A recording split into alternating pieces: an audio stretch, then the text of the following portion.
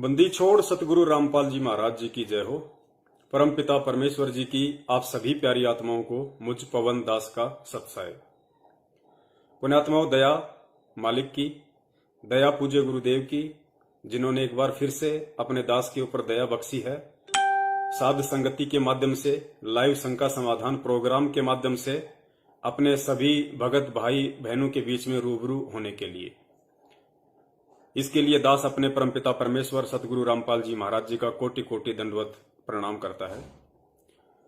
और आप सभी आत्माओं को अच्छे से पता है, आज संडे है और हर रविवार को रात्रि 8 बजे परमपिता परमेश्वर के आशीर्वाद से हम सभी सत्सेवक भाई बहन साध संगति के लिए रात्रि 8 बजे लाइव आते हैं।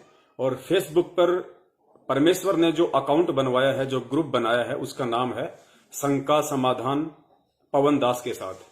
जब आप फेसबुक पे जाके हिंदी में सर्च करेंगे शंका समाधान पवन दास के साथ, तो फेसबुक का एक ग्रुप आ जाएगा और जिसमें रात्रि 8 बजे हर रविवार को हम लाइव आते हैं।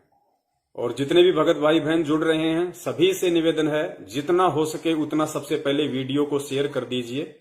आज का मैसेज बहुत ही ज्यादा इंपॉर्टेंट है। और विषय क्या है, मैटर क्या है, सब्जेक्ट क्या है, आप सभी आत्माओं को अच्छे से पता है, क्योंकि आप सभी आत्माओं ने पिछले 4-5 दिनों से काफी इसका प्रचार किया है। और आज का हमारा विषय है कि गुरु गद्दार सतलोक आश्रम मैनेजमेंट हरियाणा। बहुत सारे भगत भाई बहन कहते हैं कि भगत जी, ये गुरु गद्दार का मतलब क्या होता है, तो उनकी शंकाओं का समाधान करना पड़ेगा। गुरु गद्दार का मतलब होता है जिस व्यक्ति ने, जिस भगत ने, जिस शिष्य ने, जिस अनुयायी ने या जिस भी किसी संस्था ने अपने गुरु के साथ, अपने सतगुरु के साथ, अपने शिक्षक के साथ अगर छल किया है, कपट किया है, गद्दारी की है, तो उन सभी फॉलोअर्स को कहा जाता है गुरु गद्दार। यानी अपने गुरु के साथ जो गद्दारी करते हैं उनको गुरु गद्दार कहा जाता है। तो इसलिए हम बार बार यूज करते हैं गुरु गद्दार सतलोक आश्रम मैनेजमेंट हरियाणा। और इस सतलोक आश्रम मैनेजमेंट हरियाणा में कौन कौन लोग हैं, ये भी बहुत सारे लोगों की शंका है कि भाई मैनेजमेंट में कौन है। तो मैनेजमेंट में सबसे पहले आता है परम पूज्य सतगुरु रामपाल जी महाराज जी का कलयुगी छोटा भाई महेंद्र भगोड़ा, जो सन 2014 बरवाला कांड के बाद से रात्रि को ही आश्रम से निकल गया था, भग गया था, और आज 7 साल होने को लगभग आ रही हैं। वो वांटेड है और पुलिस उसकी तलाश कर रही है। वो भगोड़ा बन के घूम रहा है। तो सबसे पहले मैनेजमेंट में महेंद्र भगोड़ा आता है। महेंद्र भगोड़े के बाद में गुरु गद्दार की श्रेणी में, लिस्ट में दूसरे नंबर पे आते हैं परम पूज्य सतगुरु रामपाल जी महाराज जी का जो कलयुगी परिवार है, जिसमें उनकी पत्नी भी आ गई, उनके बेटा बेटी भी आ गए, उनके रिश्तेदार भी आ गए, भाई बंधु भी आ गए, जवाई भी आ गए। और तीसरी श्रेणी में आते हैं जितने भी स्टेट कोऑर्डिनेटर हैं, वो सभी लोग गुरु गद्दार की श्रेणी में आते हैं। उसके बाद में जितने भी डिस्ट्रिक्ट कोऑर्डिनेटर हैं वो भी सभी गुरु गद्दार की श्रेणी में आते हैं। उसके बाद में जितने भी फर्जी नामदान केंद्र इन्होंने देश विदेश में लगभग 400-500 खोल रखे हैं, धर्म को धंधा बना के हर शहर की इन्होंने गली गली में जो फर्जी नामदान केंद्र खोल रखे हैं, और वहां जो संचालक बैठे हुए हैं, जो सेवादार अपने आप को कहते हैं, वो सभी लोग गुरु गद्दार की श्रेणी में आते हैं। और उसके बाद में वो सभी भगत भी गुरु गद्दार की श्रेणी में आते हैं, जो भगत पिछले 6 वर्षों से सभी सत्सेवकों की वीडियो, संदेश, मैसेज सब कुछ देख रहे हैं, और साथ में सतलोक आश्रम मैनेजमेंट हरियाणा की रैनी करनी और कथनी भी देख रहे हैं।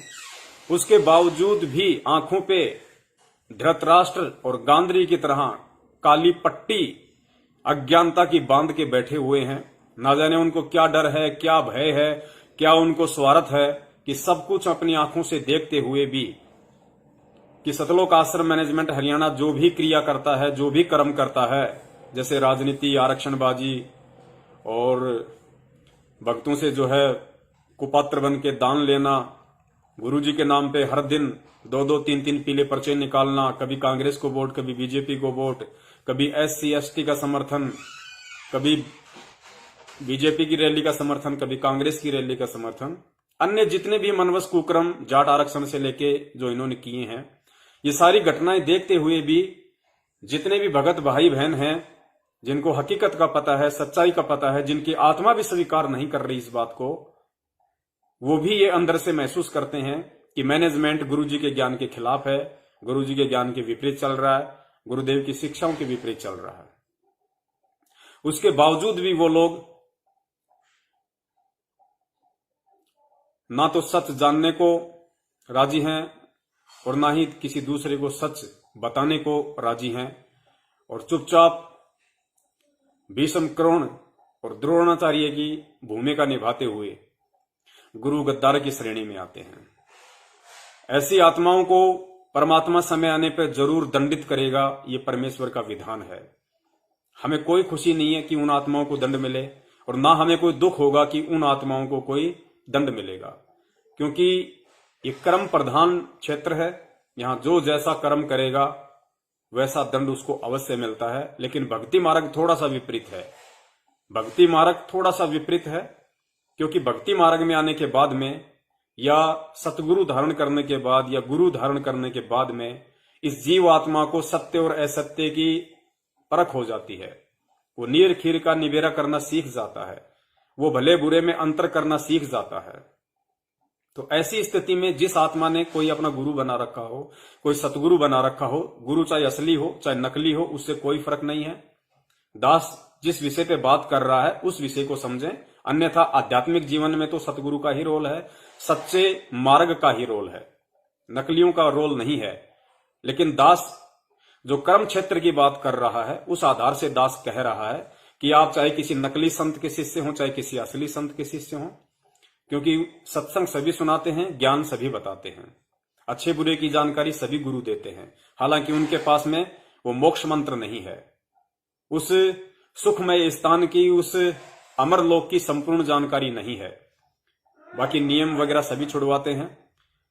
नियम छुड़वाने से नियम से मतलब है जैसे जो बुराइयां होती हैं, हर संभव हर गुरु ये कोशिश करता है कि उनके शिष्य कोई भी बुराई ना करें। वो नहीं छोड़ पाते हैं, वो एक बात अलग है, क्योंकि उनके गुरु के वचन में वो शक्ति नहीं होती है, क्योंकि उनका गुरु सच्चा नहीं होता है, समर्थ नहीं होता है। तो सतगुरु के शरण में आने के बाद में अगर जीव कोई गलती करता है, भगत कोई गलती करता है, या उसकी आंखों के सामने ऐसी कोई गलत क्रिया हो रही है भक्ति मार्ग की, और अगर वो चुपचाप है, तो उसको आम जन से, आम जन कौन? आम जन की श्रेणी में वे आते हैं जिनका कोई गुरु नहीं होता, कोई सतगुरु नहीं होता, जिन्हें अध्यात्म के विषय में भले बुरे का ज्ञान नहीं होता।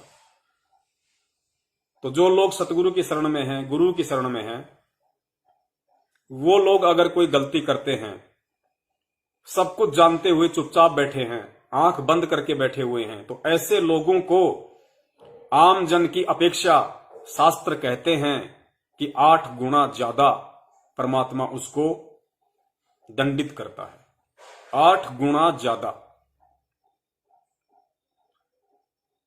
तो आप जी समझ सकते हैं, अगर आप भगत हैं तो आपको किस विधि से भक्ति मार्ग पे रहना है, किस विधि से आपको अपनी रहनी करनी है, और वर्तमान में आप जो कर रहे हैं वो कितनी सही है कितनी गलत है, ये भी आपको सतगुरुदेव जी के सत्संग आधार से भली भांति समझ में आ जानी चाहिए।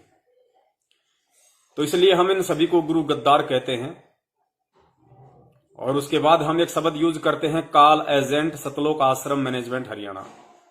काल एजेंट का मतलब होता है जो लोग 21 ब्रह्मांड के स्वामी काल ज्योति निरंजन की तरफ से हैं और सत भक्ति मार्ग में हैं, संत रामपाल जी महाराज जी के शिष्य हैं, वो लोग काल एजेंट हैं, जो काल की तरफ से हैं, जो भले ही इस मार्ग में हैं, भगत बने हुए हैं, बहुत अच्छे अच्छे भक्तों की श्रेणी में भी हो सकते हैं, लेकिन उसके बावजूद भी उनके कर्म, उनकी क्रिया घटिया, नीच और ढेडों वाली हैं।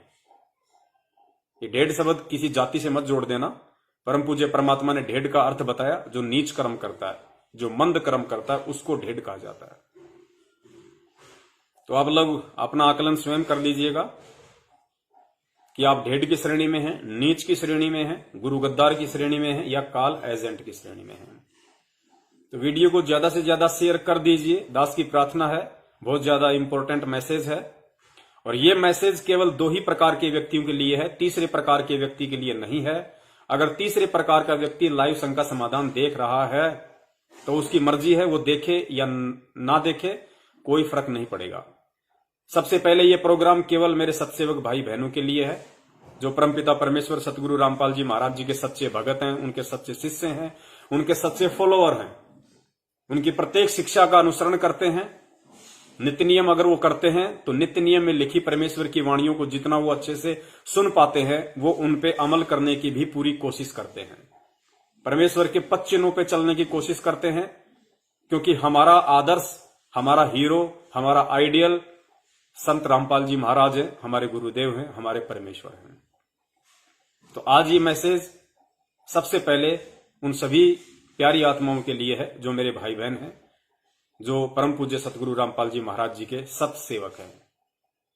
और दूसरा प्रकार, यह मैसेज उन लोगों के लिए है जिन लोगों को हम जगत की श्रेणी में गिनते हैं। जगत वाले यानी जो लोग अभी परमपिता परमेश्वर सतगुरु रामपाल जी महाराज जी से नाम उपदेश लेके उनके भगत नहीं बने हैं, लेकिन वो उनके सत्संग जरूर सुन रहे हैं।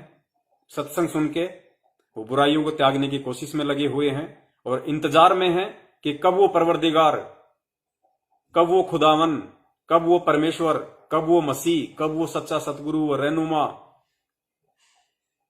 हिसार से वापस आए, हमें उनके दर्शन हो और हम उनसे नाम उपदेश प्राप्त करके सत भक्ति मर्यादा में रह के करें। तो आज का मैसेज केवल 2 ही प्रकार की आत्माओं के लिए है। पुण्यात्माओं, आज दिन में या आज से 2-3 दिन पहले जो पोस्टर बनाए गए थे आप सभी ने देखे हैं। आज का हमारा विषय है, आज का हमारा मैटर है कि सतलोक आश्रम मैनेजमेंट हरियाणा, मध्य प्रदेश, और मध्य प्रदेश में धार जिला है। धार जिले में एक राजगढ़ है, तहसील राजगढ़, वहां पे इनका एक फर्जी नामदान केंद्र है। बाकी जगहों की तरह एक फर्जी नाम दीक्षा केंद्र संत रामपाल जी महाराज जी के नाम से इन्होंने वहां भी खोल रखा है। कोई विक्रम नाम का व्यक्ति, जिसको विक्रम मीनामा कहते हैं, जो डिप्टी रेंजर बताया जाता है वन विभाग में, वो संचालक है। उस नामदान केंद्र पे एक ऐसी घटना घटी है कुछ दिन पहले, या यूं कहें कि 26 फरवरी को, अभी मार्च का महीना है, आज 21 मार्च है और यह घटना है 26 फरवरी की, लगभग आज से 23 दिन पहले की। हालांकि यह घटना बहुत ही निंदनीय है, बहुत ही घटिया है, शर्मनाक है, लेकिन मुझे बताने में तनिक भी हर्ज नहीं है, बिल्कुल भी शर्म नहीं है, बिल्कुल भी झिझक नहीं है। क्यों नहीं है, ये जब आप आगे वीडियो देखेंगे आपको सब समझ में आ जाएगा। घटना का जिक्र करना भी बेहद जरूरी है। उससे पहले मैं आपको एक छोटी सी बात बता देता हूं। उस घटना से संबंधित मेरे पास कुछ ये कागजात भी आए हुए हैं, ये कोर्ट के एफिडेविट हैं, ये कोर्ट के एफिडेविट मेरे पास में हैं, जिनकी फोटोकॉपी मैंने निकलवाई है, ये आपको दिखाए जाएंगे। और घटना है कि गुरु गद्दार सतलोक आश्रम मैनेजमेंट हरियाणा का मध्य प्रदेश में जितने भी नामदान केंद्र हैं, मध्य प्रदेश में जितने भी जिले हैं, हर जिले में इन्होंने एक नाम दीक्षा केंद्र खोल रखा है, फर्जी तरीके से, बिना परमपिता परमेश्वर सतगुरु रामपाल जी महाराज जी के आदेश से, केवल अपने धार्मिक धंधे के लिए भक्तों को मूर्ख बनाकर उनसे पुस्तकें बंटवाई जाती हैं। ज्ञान परमेश्वर का है, ज्ञान तो सच्चा है, और आत्मा युगों युगों से इसी ज्ञान के लिए भटक रही है। कोई भी व्यक्ति जब वो पुस्तक परमपिता परमेश्वर की ज्ञान गंगा पढ़ेगा, आत्मा परमेश्वर के लिए दौड़ेगी, तड़पेगी। उस आत्मा को नहीं पता कि क्या सिस्टम है इनके अंदर का, ये मैनेजमेंट क्या है, ये सतलोक आश्रम मैनेजमेंट क्या है, उनको कुछ नहीं पता। वो आत्मा अपने आत्म कल्याण के लिए नाम दीक्षा लेनी चाहेगी और वो उन फर्जी नामदान केंद्रों पे जाके काल के खूंटे से बंध जाती है, फंस जाती है बेचारी। उसके बाद उसके ऊपर दुनिया भर के आलतू फालतू के आदेश डाल दिए जाते हैं। वो समझ में नहीं आता उसके, वो बिल्कुल उलझन में पड़ जाता है कि क्या करूं क्या ना करूं। और फिर उसको कभी ज्योति के नाम पे लूटा जाता है, क्योंकि तकलीफ हर इंसान को है, परेशानी हर इंसान को है। सुखी दुनिया में आज कोई नहीं है, क्योंकि ये कलयुग है, बिचली पीढ़ी है। हर इंसान दुखी है, उसके पाप कर्म उसको सताते हैं। किसी को शारीरिक रोग है, किसी को मानसिक रोग है, किसी को आर्थिक रोग है, कोई समाज से दुखी, कोई परिवार से दुखी, पति पत्नी से दुखी है तो पति पत्नी से दुखी है, कोई माँ बाप से दुखी है, कोई बेटा बेटी से दुखी है, कोई काम धंधे से दुखी है। हर इंसान दुखी है। और नाम लेने के बाद में हर इंसान यही चाहता है कि मेरा हर संकट निवारण हो जाए, क्योंकि 99% दुखी आदमी ही नाम दीक्षा लेता है। और नाम दीक्षा लेने के बाद अब ये तो है नहीं कि सतगुरु रामपाल जी महाराज जी कोई झाड़ा लगाते हैं या उन्होंने कोई ऐसी मशीन लगा रखी है कि आपको उस मशीन में बैठा दिया जाएगा या आपकी वो झाड़ा मार दिया जाएगा, आपके सारे संकट छूमंत्र हो जाएंगे। ऐसा तो है नहीं इस मार्ग में, ये तो ज्ञान मार्ग है। यहां तो अगर आपके संकट निवारण होंगे तो या तो अच्छे से ज्ञान समझ के जब आप पूरी दृढ़ता के साथ में, विश्वास के साथ में सतगुरु को परमेश्वर मान के भक्ति मार्ग पे लगोगे अटल होके, तब वो परमेश्वर आपकी उस दृढ़ता के ऊपर, आपकी उस अटलता के ऊपर, आपके उस विश्वास के ऊपर रीझ कर, प्रसन्न होकर आपके संकटों का निवारण करना शुरू करेगा। या फिर आपके पूर्व जन्म के यदि कोई संचित भक्ति कर्म है और वर्तमान में आपके ऊपर कोई आपत्ति है तो परमेश्वर उस आधार से फिर आपकी रक्षा करेगा। लेकिन ना ही तो ज्यादातर के पहले के भक्ति संस्कार हैं और ना ही वर्तमान में लोग इतना जल्दी ज्ञान समझ के और सतगुरु के ऊपर इतना दृढ़ विश्वास कर पाते हैं।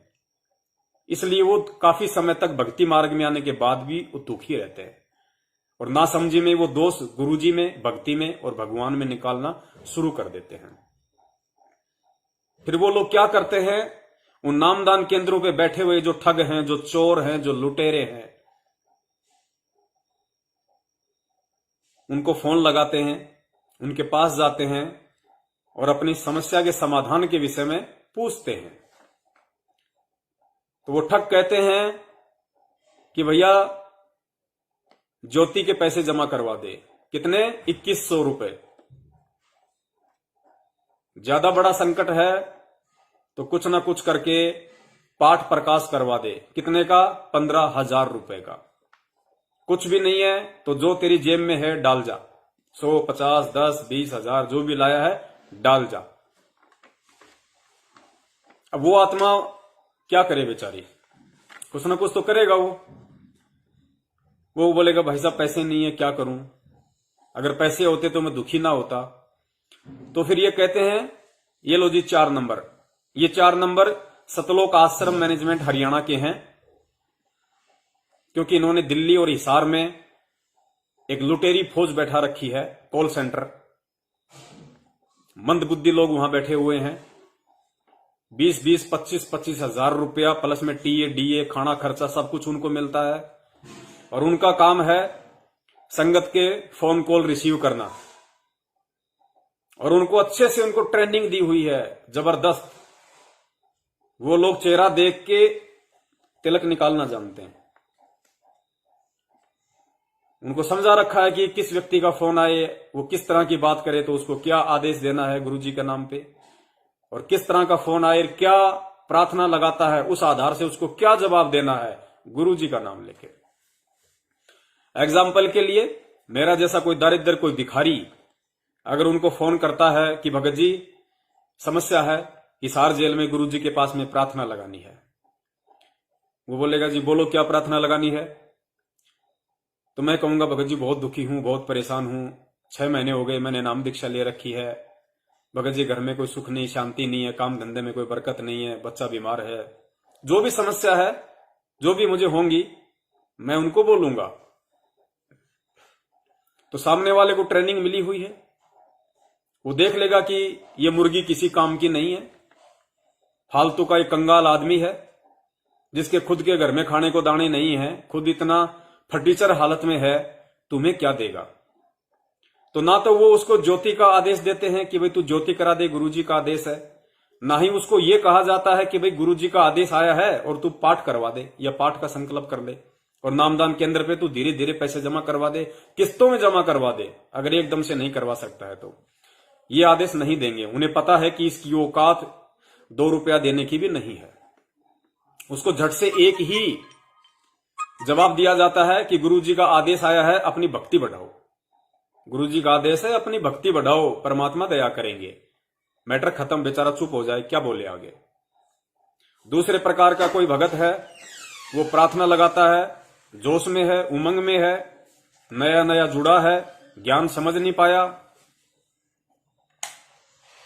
आर्मी से रिटायर है और बिल्कुल टोरे के साथ नामदान केंद्र पे जाता है। बोलेंगे यार भगत जी प्रार्थना लगानी है, किस बात की? भगत जी मकान बनाना है, मकान।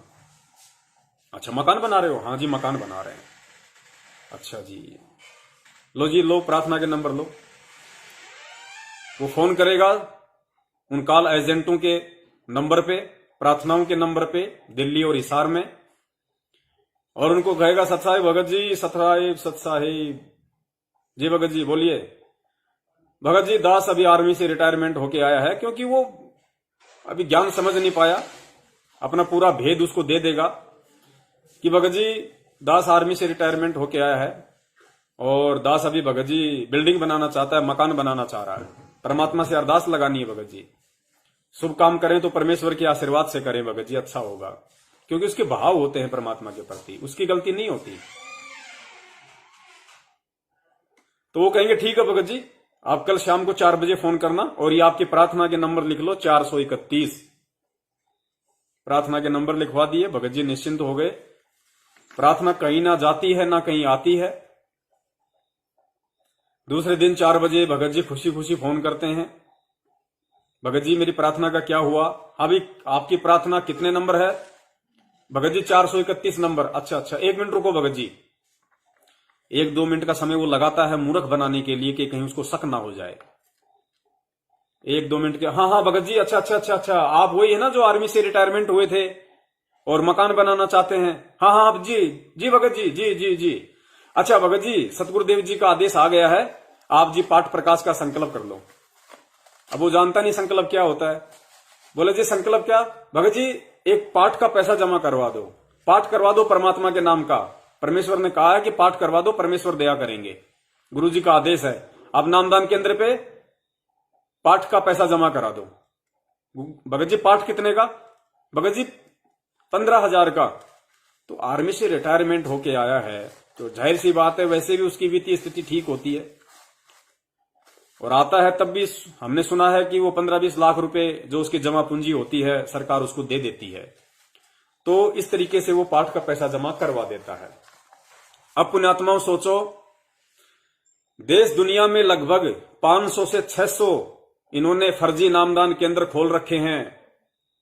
भारत से लेके Pakistan, America, Japan, Italy, Australia, Nigeria, बहुत सारी कंट्री में। अब इन्होंने इतनी जल्दी इतनी जगह नामदान केंद्र क्यों खोल दिए, कैसे खोल दिए? इतनी जल्दी तो अंबानी भी कोई ब्रांचें नहीं खोल सकता अपनी कंपनी की। उसने भी अगर पेट्रोल पंप खोले थे देश देश में, जगह जगह है, तो इतनी जल्दी इतनी प्रोग्रेस तो उसने भी नहीं की, जबकि वो तो अरबों खरबों पति आदमी है। इन्होंने कैसे 500-600 दुकानें, ब्रांचें खोल दी? क्यों खोल दी? क्योंकि इनको ब्रांचें खोलने में ना तेल लगता है ना फिटकरी लगती है, कुछ नहीं लगता इनको। भगत मूर्ख हैं। ये किसी भी ऐसे भगत के सिर पे हाथ रख देते हैं जो थोड़ा आर्थिक स्थिति से मजबूत होता है, और जो व्यक्ति आर्थिक स्थिति से मजबूत होता है, भक्ति मार्ग में निश्चय करके जान लेना, वो उतना ही लेट इस ज्ञान को समझता है, वो बहुत लेट ज्ञान को समझता है। तो ऐसे व्यक्ति को ये लोग मोहरा बनाते हैं। ऐसा व्यक्ति आर्थिक स्थिति संपन्न है, उसके पास खुद का मकान भी होता है, ना हो तो वो 10-15 हजार रुपए महीने का किराया देने में भी समर्थ होता है। तो ऐसे व्यक्ति को ये लोग निशाना बनाते हैं, ऐसी मुर्गी को पकड़ते हैं, और करना क्या होता है, उसके घर पे एक लैपटॉप रख देंगे, वो भी उसी के पैसे का, और ये क्या करेंगे, सिर्फ एक चिप दे देंगे, एक मेमोरी कार्ड दे देंगे जिसमें प्रथम मंत्र और दूसरा मंत्र है, या कोई डीवीडी दे देंगे और समझा देंगे कि इस तरीके से भगत को सामने बैठाना है, ऐसे फिर इस पेन ड्राइव को कंप्यूटर में लगा के, लैपटॉप में लगा के चालू कर देना, सामने गुरुजी बोलेंगे, जैसे नाम दीक्षा पूरी हो जाए 1 मिनट या 2 मिनट में हटाओ, हो गया, बस दान दक्षिणा ले लो, जो भी फोटो फाटू माड़ा वाड़ा देनी है उसका भी 10, 20, 50 जो भी इन्होंने रेट तय कर रखा है मार्केट से ज्यादा, वो ले लो और उसको भेज दो और उसका नंबर नोट कर लो और नंबर मैनेजमेंट को भेज दो ऊपर, ताकि आगे से फिर उनके गर्दन काटता रहे धीरे धीरे ज्योति पाठ के नाम पे, आदेशों के नाम पे। तो इनको ना तेल लगे, ना फिटकरी लगे, ना इनको सरकार से कोई रजिस्ट्रेशन करवाना पड़ता है, ना इनको कोई बिल्डिंग का कोई कंस्ट्रक्शन करना पड़ता है। भगत का घर, भगत का लैपटॉप, इनको कुछ नहीं करना, बैठे बैठाए फ्री का माल इनको मिल जाता है। तो इस प्रकार से इन लोगों ने देश विदेश में ब्रांचें गुरुदेव के नाम से खोल रखी हैं। बाकी सन 2014 में बरवाला कांड हुआ था, गुरुदेव हिसार जेल गए और सन 2014 से पहले सन 1994 से गुरुदेव सत्संग कर रहे हैं, नाम दीक्षा दे रहे हैं, लगभग 27-28 वर्ष। और ये रिकॉर्ड है, इतिहास है। गुरुजी ने जहां जहां गुरुजी का आश्रम था, गुरुजी केवल एक ही आश्रम में रहा करते थे, जिस आश्रम में गुरुजी थे केवल उसी आश्रम में नाम दीक्षा दी जाती थी। कहने का मतलब है 28 वर्षों तक केवल एक नामदान केंद्र के अलावा, जहां स्वयं गुरुजी मौजूद रहते थे, सत्संग करते थे, उस जगह के अलावा कहीं कोई नामदान केंद्र देश विदेश में नहीं था। लेकिन जैसे ही गुरुदेव जेल में गए, इन लोगों की उल्टी हरकतों के चलते, इनके षड्यंत्र के चलते, उसके बाद से इन लोगों ने गुरुदेव के नाम से देश विदेश में लगभग 600 दुकानें खोल दी। अब पुण्यात्माओं विचार करना, एक नामदान केंद्र पे दिन में 5 आदमी तो नाम लेते होंगे। जिस प्रकार से ये लोग भोली संगत को मूर्ख बना के दिन रात पुस्तक सेवा में लगाए हुए हैं, टीवी चैनलों पे जो सत्संग चलाए हुए हैं, तो 600 नामदान केंद्रों पे 5 के हिसाब से 3000 व्यक्ति पर डे इनके नामदान केंद्रों पे नाम ले रहे हैं। अब उनमें से सभी तो भिखारी होते नहीं, और कोई भी चाहे भिखारी भी क्यों ना हो, ये ज्ञान ऐसा है, परमात्मा के प्रति भगत इतना भावुक हो जाता है, भले ही उसके जेब में अपने घर वापस जाने का किराए का पैसा ना हो, वो परमेश्वर को उस दान पेटी में डाल देता है वहां पे, इन फर्जी नामदान केंद्रों पे। कहने का मतलब है इन्होंने अरबों खरबों का बिजनेस तो कर लिया है। आज महेंद्र भगोड़े से लेके जितने भी स्टेट कोऑर्डिनेटर हैं, राजस्थान, एमपी, यूपी, हरियाणा, पंजाब, उत्तरांचल, जितने भी स्टेट हैं, उत्तराखंड, यूपी, महाराष्ट्र, झारखंड, जितने भी स्टेट हैं, और हर स्टेट का जो स्टेट कोऑर्डिनेटर है वो आज माला माल है, माला माल, हराम की कमाई से माला माल है। कुछ समय पहले तक 1-2 को छोड़ के ज्यादातर के पास अपनी खुद की मोटरसाइकिल भी नहीं थी, बटन वाले मोबाइल थे। आज सभी लोग 4 व्हीलर गाड़ियां मेंटेन करते हैं, सबने बढ़िया अच्छी खासी प्रॉपर्टी बना रखी है। अब जब स्टेट कोऑर्डिनेटर इतना प्रॉपर्टी बनाएगा तो डिस्ट्रिक्ट कोऑर्डिनेटर कहां पीछे रहेगा? तो लगभग एल्टो या छोटी मोटी गाड़ी तो उनके पास भी है ही। किसी भी डिस्ट्रिक्ट कोऑर्डिनेटर को देख लीजिए, उसको नामदान संचालक को या कोऑर्डिनेटर को 90% के पास 4 व्हीलर मिलेगा, जिनकी 4 साल या 3 साल पहले साइकिल खरीदने की औकात नहीं थी, जिनकी पैंट पीछे से फटी होती थी। आज उनके बच्चे 20-20 हजार के मोबाइल लेके घूमते हैं। किसकी मेहरबानी से? संगत की मेहरबानी से।